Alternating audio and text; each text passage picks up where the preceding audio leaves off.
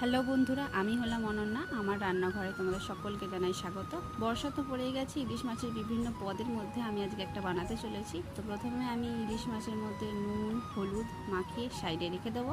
এর জন্য আমি দুটো মিডিয়াম সাইজের আলু, বেগুন এবং কাঁচা লঙ্কা কেটে নিয়েছি।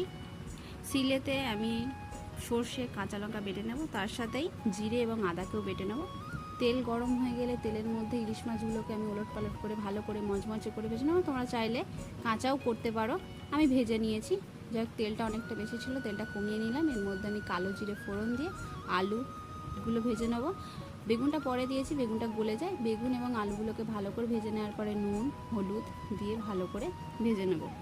এর মধ্যে আমি এবারে ওই যে বাটা মশলাটা ছিল জিরে এবং আদা, ওটাকে দিয়ে ভালো করে নাড়িয়ে নেব। ঝালটা তোমরা তোমাদের পরিমাণ মতন বুঝে দিও। এখানে নুন চিনি যা মশলা ছিল আমরা দেখতেই পাচ্ছ দিয়ে দিয়েছি। কাঁচা লঙ্কা ভালো করে কষে নেওয়ার পর এর মধ্যে আমি কাঁচা লঙ্কা দিয়ে দেবো। তোমরা যেমন ঝাল খেতে চাও তেমন দিতে পারো। তো আমি এখানে 3টে কাঁচা লঙ্কা দিয়েছি এবং বাটার সময় একটা দিয়েছিলাম। এগুলোকে ভালো করে কষে কষে রান্না করে নেওয়ার পর শিল দেওয়া জলটা দিয়ে দিলাম এবং এরপরে কষে নিয়ে এতে পরিমাণ মতো জল দিয়ে দিলাম।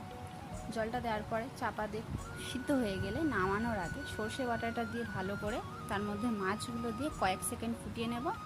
ফুটিয়ে নেওয়া হয়ে গেলেই তৈরি হয়ে যাবে খুবই সুস্বাদু, বর্ষার সময় সবারই প্রিয়, সকলেরই প্রিয় আলু বেগুন দিয়ে ইলিশ মাছের ঝোল। এটা তোমরা অবশ্যই বানিয়ে খেতে পারো। চ্যানেলটা ভালো লাগলে অবশ্যই সাবস্ক্রাইব করে যাও পাশে।